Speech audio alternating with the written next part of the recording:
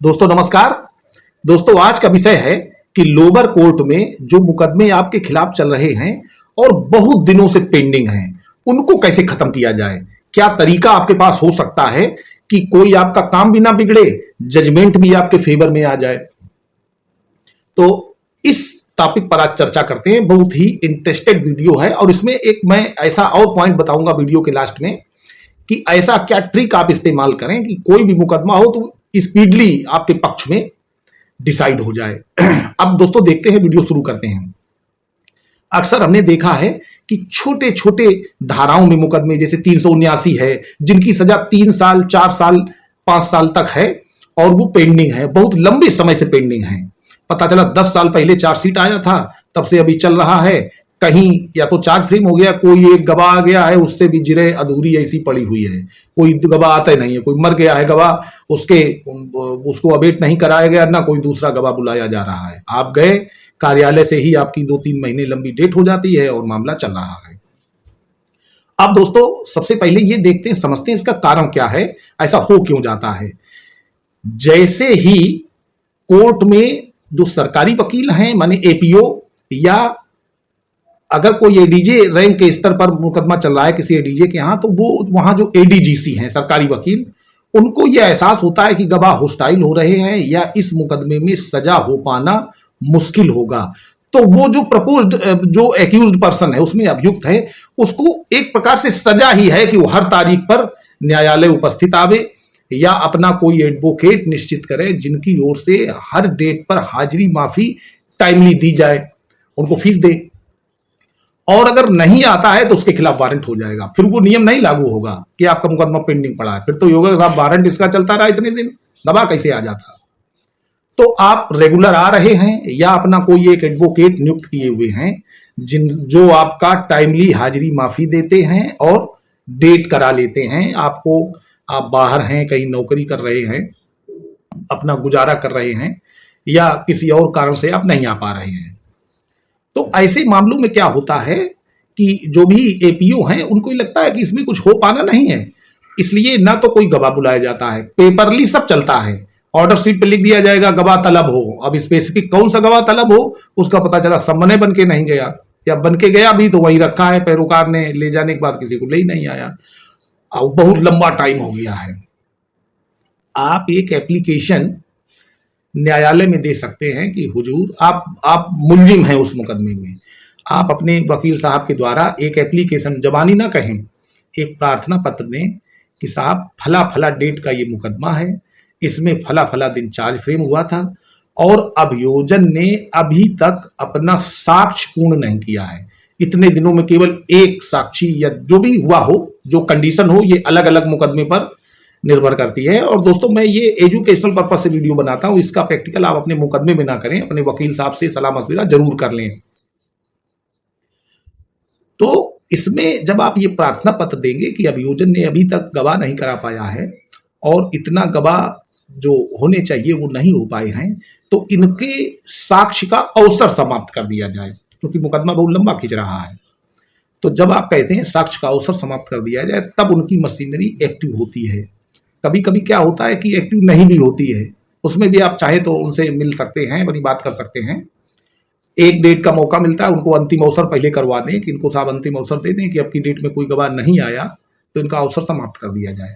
और एपीओ, चूंकि अब इसमें देखो, ये मैं डीपली बात बता रहा हूं, इसको बहुत गौर से समझिएगा।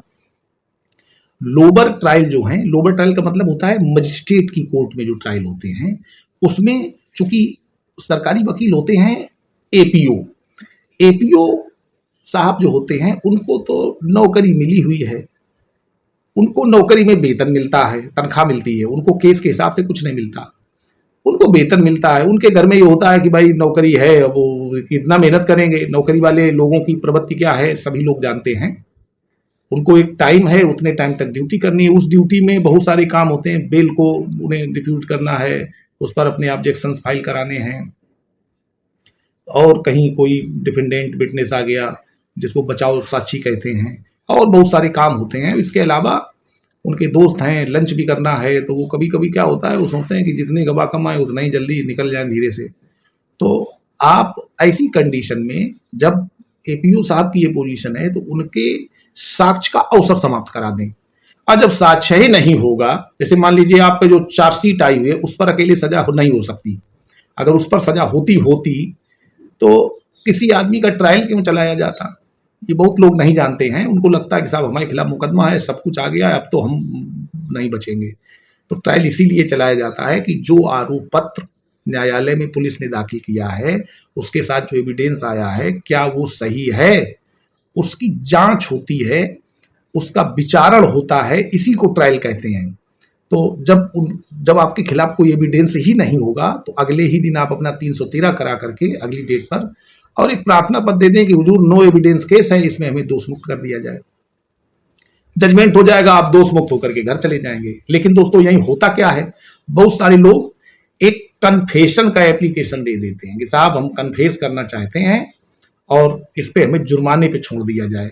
तो होता क्या है, उसमें आपको सजा हो जाती है लेकिन वो सजा जुर्माने के तौर पर खत्म कर दी जाती है। जैसे मान लीजिए आपको ये हुआ कोई मुकदमा 2 साल तक की सजा का है और आपने कह दिया कि ठीक है साहब इसमें हम कन्फेस कर रहे हैं, माने हम स्वीकार कर रहे हैं कि हमने अपराध किया है और हमें छोड़ दिया जाए, हमसे जुर्माना ले लिया जाए। तो पता चला उस पर 1100 रुपये का या 500 रुपये का, जो भी वो मजिस्ट्रेट के विवेक पर निर्भर करता है, जुर्माना ले लिया गया। तो ऐसे मुकदमे को जब ये डिस्पोज होगा तो ये माना जाएगा कि आपको सजा हुई है, कन्विक्शन हुआ है आपका।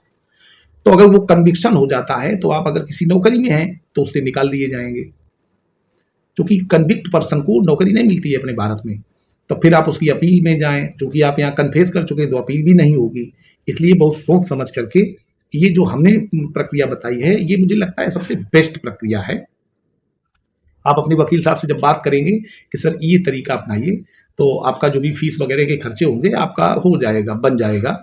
तो ये आज मुझे लगता है जो हमने बात बताई है ये 90% लीगल है, कोई इलीगलिटी नहीं है। अब होता क्या है, अगर फिर भी आपके प्रार्थना पत्र देने के बाद पीठासीन उस पर कोई निर्णय नहीं लेते हैं और कोई आर्डर नहीं करते हैं, आप उस प्रार्थना पत्र की नकल और पूरी आर्डर शीट की नकल लेकर के माननीय उच्च न्यायालय चले जाएं और वहां कहें कि हुजूर हमारा शोषण हो रहा है।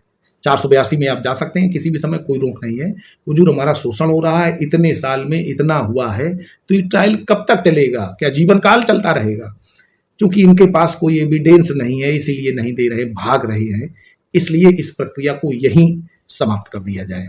तो माननीय उच्च न्यायालय या तो इनका अवसर समाप्त करके और आपको भेज देगा, रिमांड कर देगा मैटर, या हो सकता है वहीं से पूरी प्रक्रिया आपकी क्वैश हो जाए और पूरी प्रोसीडिंग खत्म हो जाए।